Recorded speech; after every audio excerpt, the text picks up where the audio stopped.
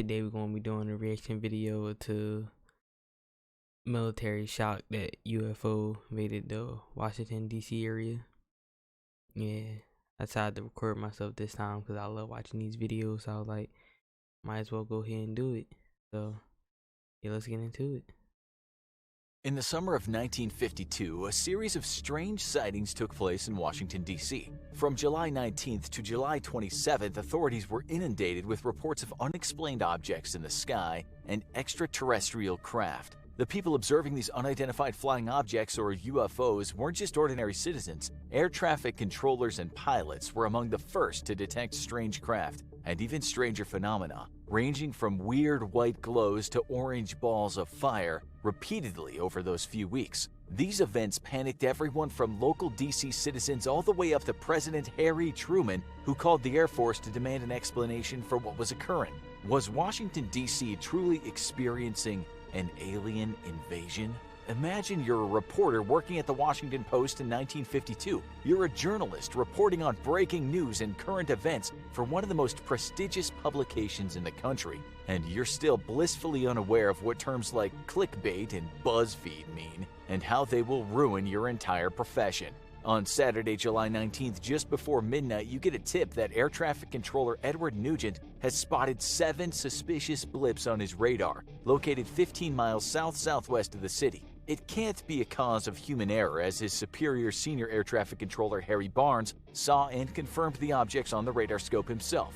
Nugent started the night by joking about the fleet of flying saucers that seemed to be on the screen. Soon, however, he sees the unidentified objects streaking by near the White House and Capitol building. The situation now seems to be less of a joke and more of a national security threat situation. The controllers desperately trying to confirm what the blips could be, but there are no known aircraft in the vicinity of the objects on the radar, and the objects aren't following any known flight paths. Barnes adds an even stranger observation, confiding in you. We knew immediately that a very strange situation existed.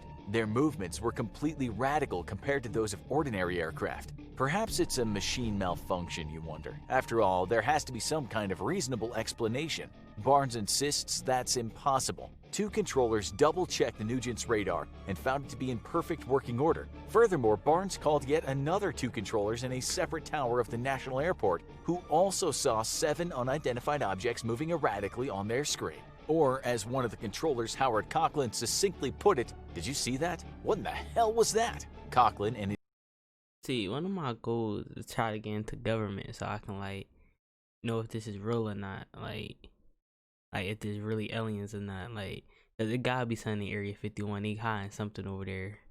But it's strange though. We on this planet in this big universe, so it could be anything out there. You just we never know. We'll find out probably one day, but that's probably gonna take a while though. His co-worker Joe Zacco. Play War Thunder now. Join millions of players across the globe in massive battles on...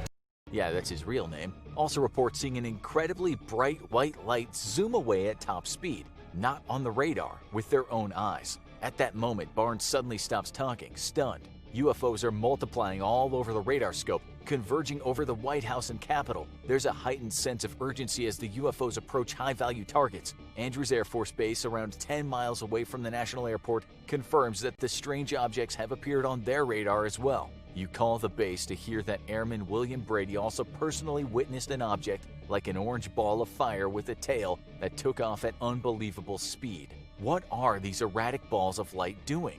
And how are they moving at more than hypersonic speeds? Are they the objects showing up on the radar? Later in the night, you get confirmation that the balls of light are exactly what the radar is detecting. Capital Airlines pilot S.C. Pierman, waiting on the runway for permission to take off, spots what he believes to be a meteor, but then spots a series of white, tailless, fast-moving lights, 6 in total, over a 14-minute period. Those can't be meteors. He's in communication with Barnes, who confirms that the objects on radar correspond with the appearance and direction of the lights Pierman is seeing. Some of those observing the lights are convinced. Man, just be sitting on that plane right there. You just see a ball with a tail just zooming around you like a ball of light with a tail, bro. I've been on that joint yo, let me off this joint, I'm out. I ain't staying here no more, bro.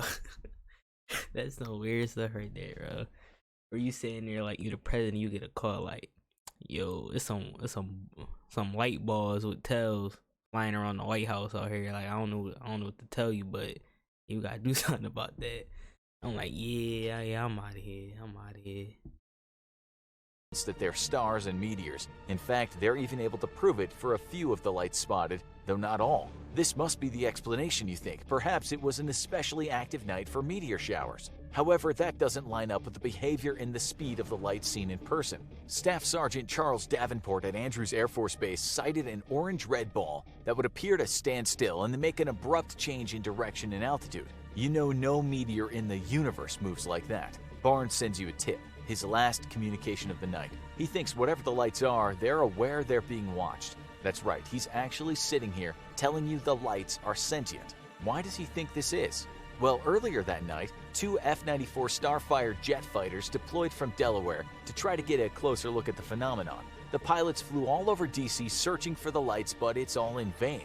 The creepy lights that have baffled the city have disappeared. Realizing they're running low on fuel, the pilots head unwillingly back to base, at which point the lights mysteriously reappear. Barnes's conclusion is at once logical and frightening. The UFOs were monitoring radio traffic and behaving accordingly. You note the last sighting of the UFOs, 5:30 a.m. Still no closer to an explanation as to what might be happening to cause these increasingly strange phenomena. You make a mental note to communicate with the Air Force Base tomorrow and see if they have any ideas. The next day you wake up to see the most exaggerated headlines you can imagine. Saucers swarm over Capitol, according to the Cedar Rapids Gazette. You write a much more nuanced article explaining the events of last night to the public and exploring possible theories, admittedly none of which sound that convincing even to you. But an alien invasion seems too far-fetched a story to run with at this time. On Monday, July 21st, you get a call from U.S. Air Force Captain Edward J. Ruppelt. He announces himself as the supervisor of the Air Force's Project Blue Book research into UFO sightings. Frustrated by the fact that he only learned of the sightings from your article 2 days later, he's now seething at the Pentagon's lack of support as he tries to obtain a staff car to drive around Washington, D.C. and investigate the sightings. You ask him if between his dealings with the Air Force and the Pentagon, if he has any idea what might have happened. Ruppelt says that Air Force radar specialist Captain Roy James thought unusual weather conditions might have occurred. What kind of weather creates orange balls of fire streaking through the sky at lightning speeds, you wonder? The rest of the week passes by mostly uneventfully. You're working late in the office again on Saturday, July 26th because you really need a life. And you suddenly notice another call from the National Airport has come in. Finally, perhaps they've finally figured out some sort of terrestrial explanation. Instead, the night's about to take an even stranger turn. The man on the other end of the line sounds disturbed. At around 8:15 p.m., a pilot and a flight attendant on National Airlines flight in the air observed some strange lights above the plane. Within seconds, unidentified objects similar to those a week ago suddenly appeared on the radar screen at National Airport and Andrews Base. At the base, USAF Master Sergeant Charles E. Cummings frustratedly denies any theories by those around him that these might be natural phenomena. Later, to an inquiring press, he would state, "These lights did not have the characteristics of shooting stars. There was no trails. They traveled faster than any shooting star I have ever seen." You decide you need to be where the action is this time, and you head right over to the National Airport and are granted. Yeah, right. I'm not saying I need to be where the action is. I'm not going. I don't care if I'm a news reporter, any of that. They tell me to go there, I'm like, nah, I'm chilling. Like, I'm black. We don't do dumb stuff like that. I'm not going in head first in no action. Like, what do you think this is? Like, oh, this some out of pocket. It was like I'm walking down the street, hear some noise around the corner. I'm like, oh, let me go see what that is. Nah, I'm out. I'm out. I'm keep walking. Yo, where I'm from, no, you learn mind your business. Mind your business. You gotta pay attention to your surroundings, but mind your business. Just gotta keep pushing if you see something happening. Like, man.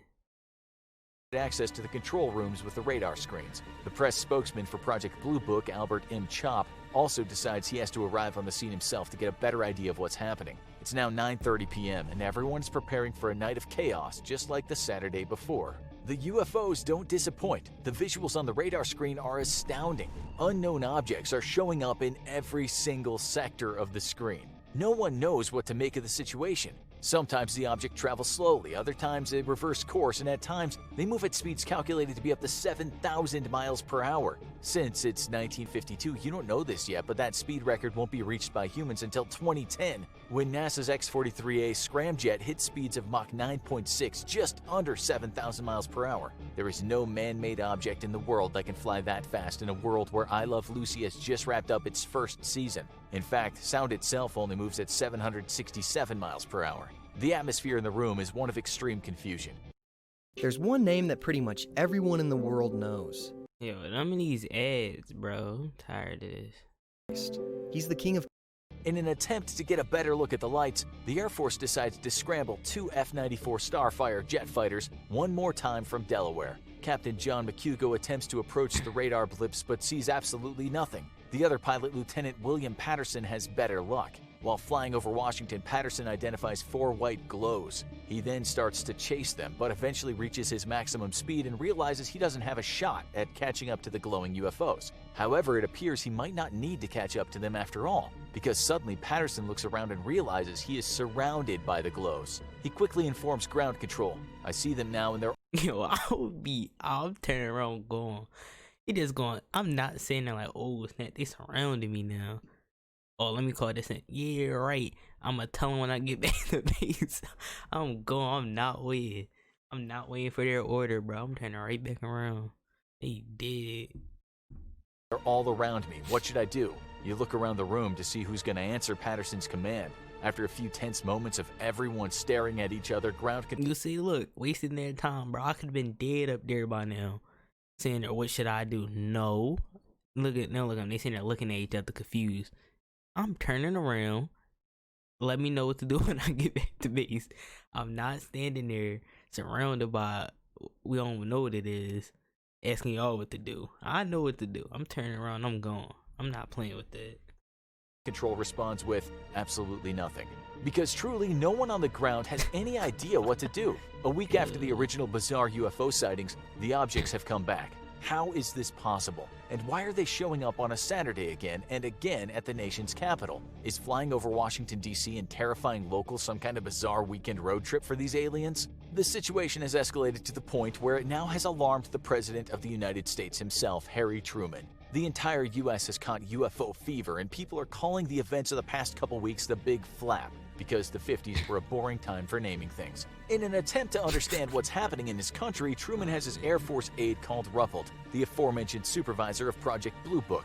He listens in on the two men's conversation without interrupting. Ruppelt's best theory at the moment? A temperature inversion made radar signals bend and show irregularities on the screen. The inversion occurs when a layer of warm air forms in the lower atmosphere, trapping the cool air beneath. This can cause radar to bounce off this low layer and show objects that are near the ground as appearing high up in the sky instead. However, Ruppelt himself admits he has not yet interviewed any witnesses or investigated the security issue in depth. How can a temperature inversion explain several eyewitness accounts, including those of Air Force personnel, control tower employees, and pilots, which all corroborate each other as well as the blips on the radar? As a responsible journalist, you know you owe it to your readers to put forth another account of this weekend's events, as well as the possible explanation, even though it makes little sense. You decide to give your readers a little hope for a future explanation by including the fact that the CIA would be working alongside the Office of Scientific Intelligence and the Office of Current Intelligence to review the two weekend's events and monitor any future developments.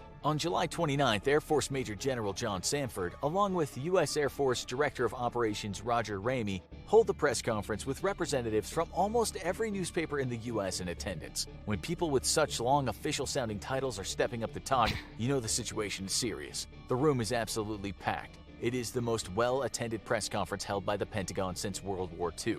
Everyone is looking for answers. The Air Force insists the most likely explanation is a combination of misidentified stars or meteors to explain in-person sightings and... Oh yes, meteors showing up the same time, on the same day every time, and then surrounding people. Come on, bro. That's some nah. They cap now. They capping. Meteors, okay. Stars, middle of the day, stars surrounding the John, flying away. Okay, come on now. All this cap, bro. The government always capping the people, bro. and temperature inversion explaining the numerous radar blips. Reports did confirm that a temperature inversion phenomena was present the nights the UFOs were seen on the radar. Stanford reassured the press that since the observed blips did not seem to be solid material objects, they did not pose a threat to national security. Some eyewitness accounts actually seem to reinforce the Air Force's explanation. The entire crew of a B-25 bomber flying over Washington had been told they were surrounded by these strange radar blips, but never saw anything to confirm an actual object. The same thing happened with an Eastern Airlines flight. Others remained unconvinced, including most of the radar and control tower personnel who observed the UFOs. They insisted that the repeated strange phenomena over a period of hours that multiple people witnessed could not simply have been misidentified meteors and temperature inversion. Ruppelt himself, standing next to you, tells you that he doesn't believe the original temperature inversion theory anymore and trusts his colleagues' eyewitness accounts instead over this government theory. During the conference, you notice that Samford keeps dodging questions regarding specific eyewitness accounts. It looks to you like he doesn't have much of an answer for these questions. See, cause I told you, bro, they really know what's going on. They just be trying to hide stuff from people, bro. Cause in their head, if they tell people what's really going on, they gonna go into this like this worldwide panic and all this stuff gonna happen. But nah, bro, I just wanna know what's going on. I just wanna know what's going on. Like, am I safe at my house? Like, you gotta tell me, you can't lie to me. And then all our word break out with something. Oh snap! Oh, it was real now, huh? Now that you need help now, huh? It's real. Like, this weird stuff, bro. Collecting all the data and stories, you publish both the Air Force account and the contradicting eyewitness accounts, completely lost as to which conclusion to draw. You decide to let readers sort through the facts and draw a conclusion themselves. As life goes on, you check in on developments relating to that July in 1952 from time to time. And years later, the Air Force's explanation would be more critically examined. Two knowledgeable men on the topic came out strongly in favor of the official explanation. Harvard astronomer Dr. Donald Menzel believed most of the in-person sightings were the result of a mirage effect, partly thanks to the strange atmospheric conditions those nights. Philip Klass, the senior editor of Aviation Week magazine, also pointed out that radar technology in 1952 was relatively primitive. The radar scope would have had trouble differentiating common objects such as weather balloons, birds, or temperature inversion from UFOs. He also threw some shade at the controllers on duty that night, stating that perhaps we had two dumb controllers at the National Airport on those nights. Burn. However, as to Klass's less offensive point regarding radar technology, he brings up the logical argument that UFO sightings on radar have rapidly declined after digital filters were introduced in the 70s. Or perhaps the aliens operating those UFOs took one look at 70s fashion and decided there's no need to visit the Earth again. One day, you hear from a surprising person regarding the UFO case. It's Faith McClory, the daughter of Captain Pierman, the National Airlines pilot who saw the white-bluish lights with his own eyes. McClory insists, as did her father, that what he saw that night could not have been weather-related. She is disgusted by what she sees as a government attempt to deflect real questions about the events of 1952. Her stance is clear. I don't want to use the words cover-up, but it was very clear he saw it. Everything was seen on radar. The truth is, we may never know what occurred those strange summer nights in Washington, D.C.